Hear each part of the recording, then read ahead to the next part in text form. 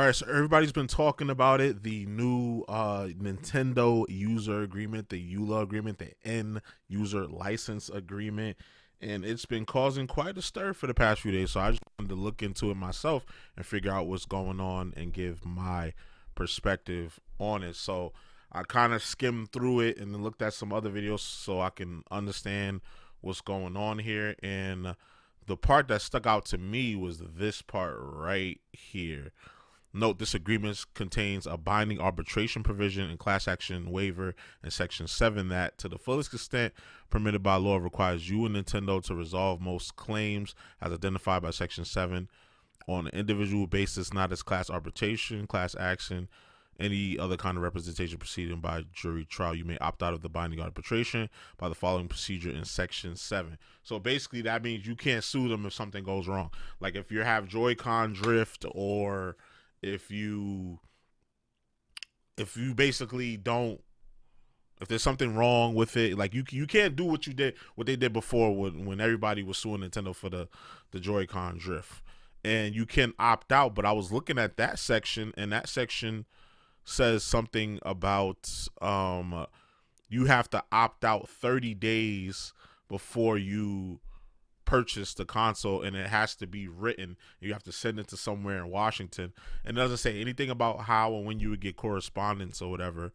So most people don't is not going to do that. Most people reading this statement up here that I highlighted won't even know what that even means. Like, so luckily you have us YouTubers here and us and some legal people to that's also on here to break it down, because this is crazy. I've already pre-ordered, so I already screwed myself for the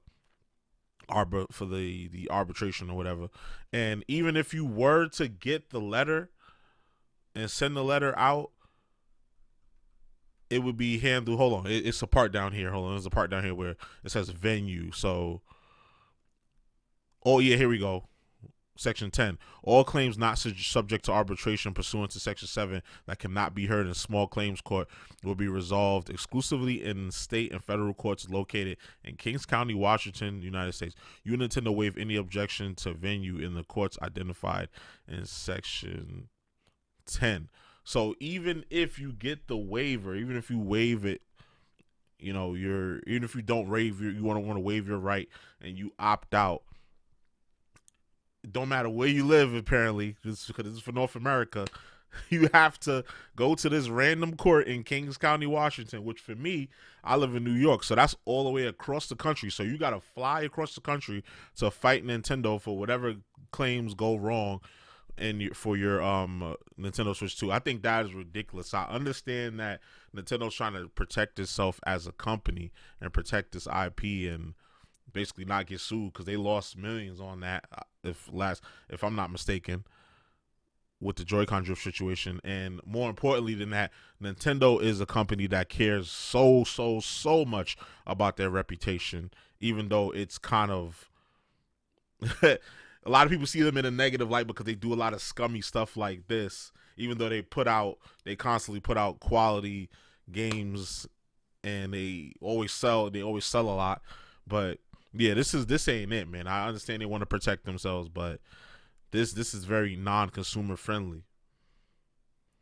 And another issue people had with this EULA agreement is the fact that if you try to modify the console, they can brick it. They have the right to brick it. So when you when you log in and you register or whatever, this is what you're agreeing to. When you purchase this console, this is what you are agreeing to, because when you first turn on the console, you have the EULA agreements. I don't know if the EULA agreement, if you agree to it once you make the purchase, or if you agree to it once you boot the game up, because it does show the EULA stuff in there somewhere. Somebody could correct me in the comments. I'm not a lawyer or nothing like that, so I'm not really sure. But yeah, it says here that EULA explicitly states that Nintendo reserves the right to render consoles permanently unusable.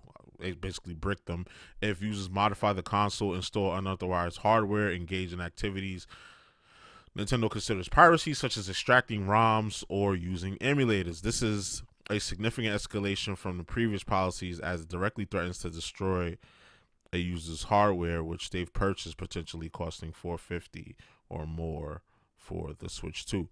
And critics argue that this provision may overstep legal boundaries, as rendering purchased hardware usable could be considered criminal damage or violation of the customer's rights. Some jurisdictions, particularly in Europe, where users are legally allowed to modify devices for personal use without monetary gain. So I had to have Grok kind of break this all down, take the whole EULA thing and condense it down into something like understandable, because the problem with a lot of this is it's a lot of legal jargon that most people that are buying this console are not going to understand, and I don't think that that's fair. And also, the mod community is very passionate about the Switch. Now, granted, I understand if you're pirate, like if you're creating like an environment where people can exploit the system, like, you know, with the Yuzu. I know Yuzu was made for, you know, homebrew stuff, and so that you can have the ROMs that you legally own. You can rip the ROMs and you can carry them with you and things of that nature, and add a little bit more functionality to the console.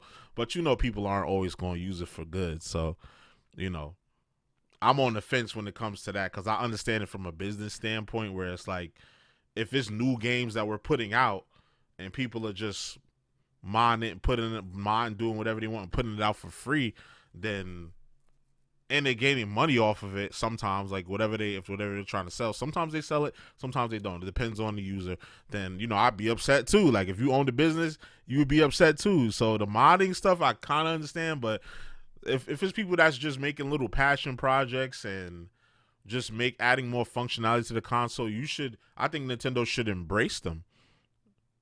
You know, like other companies do, like Valve does. They kind of embrace modders, or some developers, they embrace modders that mod their game and make it better than it originally was.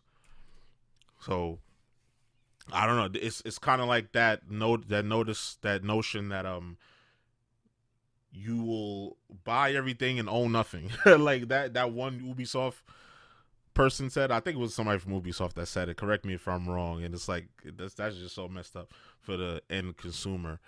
And down here, even as far as licensing, like I just mentioned, it says licensing, not ownership. EULA enforces that users do not own the software or the services in Nintendo Switch 2. They are merely licensed to them. This allows Nintendo to impose restrictions, such as prohibiting copying, modifying, reverse engineering, or reselling software. It also means Nintendo can revoke access to software or services at any time, potentially leaving users with less functional or less usable consoles without clear recourse. Yeah. So again, even if you were to opt out, you sent the letter down there, you're ready to fly out to Washington to back and forth to fight Nintendo. Even if you were able to do that, still they got provisions in there to block you. Still they have provisions to block you. Like it's kind of ridiculous. Like, if they make if they make a quality product at a reasonable price that people understand, that your consumers can agree on, then you won't have to do all of this. You won't have to, like, this is not very consumer at all. It's class on some business shit, I understand, but again, man, it's not very user friendly. So a lot of people are kind of upset about it, and I understand. Now, me personally, I'm the type of person where I'll do it with the old stuff. Like, if it's out of circulation and it ain't bothering nobody for me to obtain like a ROM or whatever, then, you know, shit, that process I'm down with. Like, it's out of circulation. What you mean? But they're even coming for those sites. I know there's a couple sites. I don't want to name those sites to put it out there, but you know, there's sites where you can get certain things, and I don't know, I feel like it's just wrong. Like, if you're not I understand for the new games.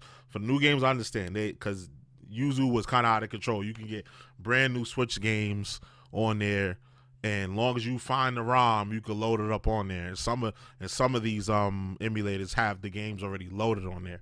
So if it's new games, I understand. But games that are not in circulation no more, games that they're not selling anymore, like, who cares, bro? Like relax. Like, bro, like, come on. Let people do what they do. Maybe that'll entice them to buy your next console or something. But I don't know. Nintendo is one of those companies. They're really tight with their hardware. They're tight with their software. They don't want anybody hacking into the shit. So I guess I understand. It's either you going not support them and not buy anything from them, or you're just gonna keep buying it and keep complaining.